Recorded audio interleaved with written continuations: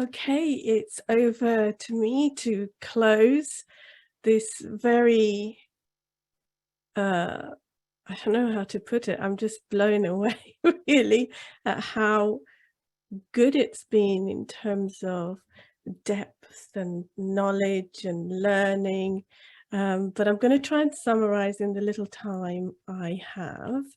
Um, I don't want to keep you too long because for people who've given up their Saturday and stayed with us the whole day, you must be tired. But thank you so much for your support. And if you have joined us for some of the sessions and not all through the day, thank you too for your support. Well, I don't know, I'm sure all of you would agree that for our first venture in delivering an outward-facing event, I think we did well. We were blessed with today's attending speakers for their contributions, and we hope you enjoyed the community space we created for learning. And I'm just going to what I think are some of the key messages. I know it's from my perspective and you may not agree, but go with me. So Dr. Dave Thomas's keynote, and I really caught the powerful meaning and need for critical love, the need for humility of those empowered to listen effectively and actively share the power, and the force of change that comes from collective gathering across all populations. Then the research panel with Dr. Vimal Sriman and Dr. Ellen Adamako and Dr. Juman Siman. I thought they were raising with us that we need to see researchers that are from Black and global majority populations doing that itself, Dr. Siman would suggest, is an act of resistance. Also, to think of other ways of knowing and doing research that is not from traditional Western-centric ways. The International Roundtable with Sheila Ivlev and Isla Emery Whittington, providing a different cultural perspective, but also that racism is harming every day, and that how the professional knowledge is holding up colonialism and again harming every day. So as occupational therapists, the everyday activities are our business. So this is very much our business to disrupt racism and colonialism collectively, because it is the right thing to do for humanity. But they also caution to be cognizant of not recolonizing by doing what we feel is good work.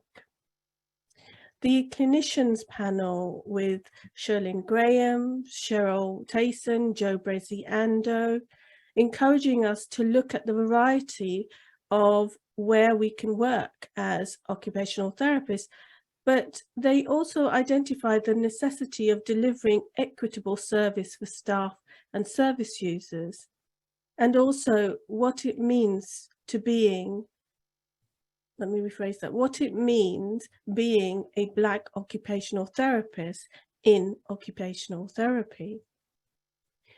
Juin's keynote was provoking and thought-provoking, getting us to think about our anti-racist journey. How are we on it? Have we been doing it? And know that just because someone is from a Black and global majority background does not automatically make them an anti-racist expert or even aligning with anti-racism. And it's about Juin sort of gave us lots of discussions about how do we sustain equity, even though it's painful doing that work. And she invited us to understand that it's really important to have collective success, which requires contribution from all, across all communities, just like Dave Thomas mentioned in the morning keynote. And again, Juin said, again, if we don't work on anti-racism and anti-colonialism, people will die, just as the international panel have said. But that, she said, it's that collective action for success that's important. And in this climate, it is urgent for equity to be actioned, so that organizations do not think that meeting the needs of structurally minoritized individuals and groups is an add-on, something special to do in the system, but it should be business as usual. That is, strategic structural change, so that in general these populations are able to thrive, whether that be in health and social care systems or the education system, or in research, whether as a service user or participant or employee, so that there is equality of opportunities and equality of outcomes. Why wouldn't we want this in occupational therapy, let alone in society? The reality is, we know that it's not happening, as Kwaku mentioned in the introduction this morning, but also it may be happening, but in unconnected pockets of good practice. And as a profession, we must show explicitly that we will not be complicit in continuing the status quo of institutional racism and discrimination.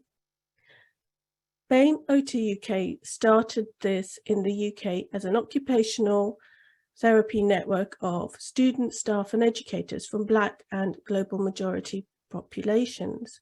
As Kwaku mentioned, this inspired the formation of other affinity groups, LGBTQIA+ OT UK and ABLE OT UK.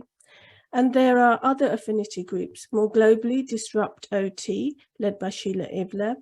And as affinity groups, we join together to be stronger and louder, to be heard, to disrupt, to influence change. But we also work separately when required, because our needs and demands for change also have separate and unique paths.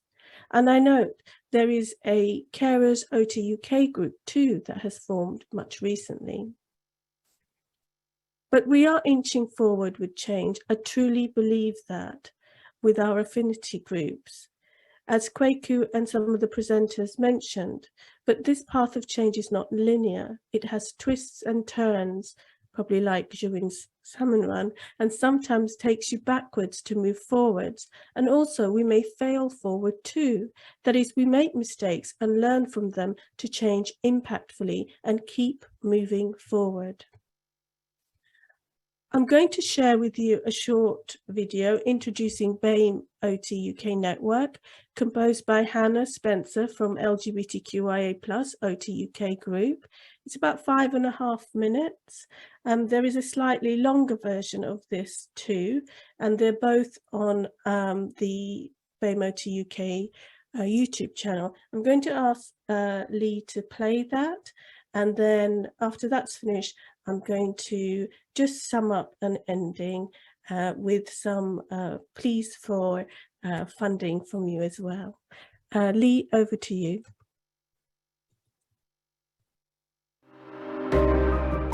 Welcome. This is a short video to introduce you to BAMEOTUK UK Network.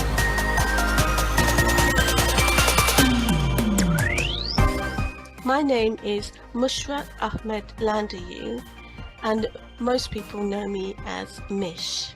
I'm one of the origin founders of BAMEOTUK UK with Kwaku Agyemang, who is a Black male occupational therapist who works in the prison services. Hi everyone, my name is Alisan Gulire. I'm a BEN 5 occupational therapist. So I'm Kalima Ibrahim. So I joined BAMEOTUK UK because I was just feeling of that lack of representation that I've noticed throughout my training, and whilst obviously working as a practitioner as well, and that feeling of and the lack of power. BAMEOTUK UK Network is a pressure group of Black and global majority occupational therapy staff, students and educators. The term global majority means people from or of heritage from the global south. The network is campaigning for anti-racism in the profession, practice and processes, and in the professional body. BAME stands for Black, Asian and Minoritized Ethnicities. We know the term is debated, but the members decided to continue with this term currently.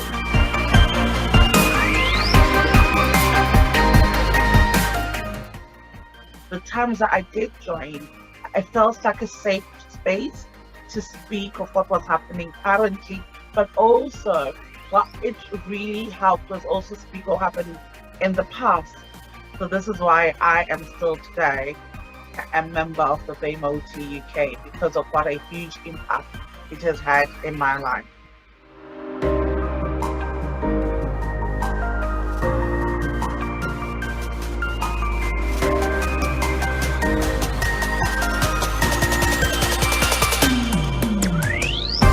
BAMEOTUK UK Network was formed after the brutal murder of father, son and friend George Floyd on the 25th of May 2020 in the USA.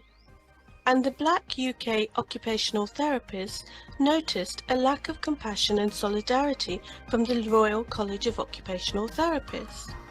So early June, BAMEOTUK UK sent an open letter signed by 49 Black and Global Majority Occupational Therapy peers and allies, informing ARCOT of the need to show they care and what actions they could take to ensure anti-racism practice and policies, as well as a list of reading resources.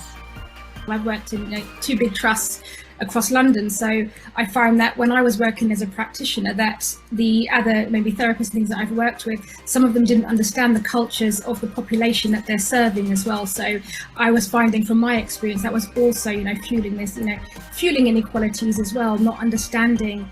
And we also need the people that aren't part of those communities to be able to be equipped to meet the needs of those populations as well. So it's about making sure the wider workforce as well is equipped to meet the needs of all the local populations. We deliver CPD monthly events for our network members, and we also offer mentorship to our network members and talks to externals on request. We currently have organised an inaugural BAMEOTUK UK Symposium, which we're very excited about, on the 10th of September 2022, which brings together to showcase occupational therapy clinicians and scholars of Black and Global Majority heritage to share with all the profession. Since we formed, we have inspired the formation of two other groups, LGBTQI+ OTUK and Able OTUK. It's really important that we have a diversity of staff to match the diversity of our local populations. Representation matters, and it grows a diversity of population in the profession, but also it profits all organisations invested in equity and belonging. And if you're interested in seeing more about us, we are on Twitter and we also have a website.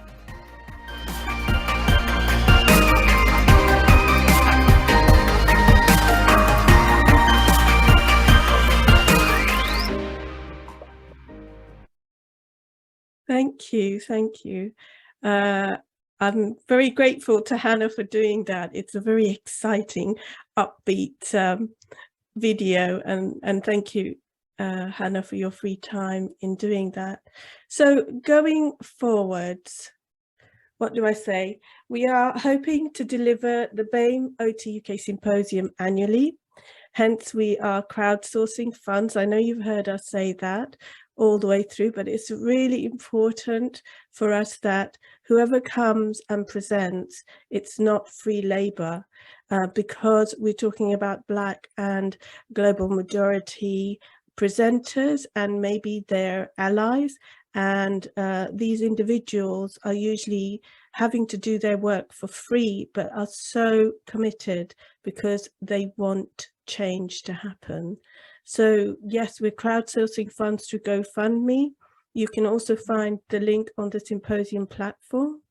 And just to give you some context, if you think about it, if every member of ARCOT pitched in £1, we would be able to deliver the symposium for the next 5 years.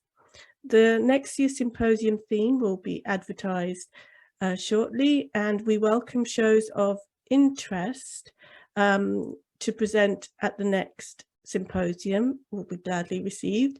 And as you can see from this symposium, we welcomed all varieties of contribution from a wide context and not just from research papers. If you would like a CPG certificate of attendance for today, please complete the short survey on the platform and a certificate will be generated and emailed to you. Again, thank you to all presenters and facilitators, and thank you to ClickerPad Limited who designed the platform, and thank you to Lee for being the tech support for today from ClickerPad. And I'll just leave you with a quote from Professor Maya Angelou calling us to action. Do the best you can until you know better. Then when you know better, do better. So come on, together, let's hurry up and get on with impactfully doing better. Thank you so much for coming today. Enjoy the rest of your Saturday. Bye-bye, everybody.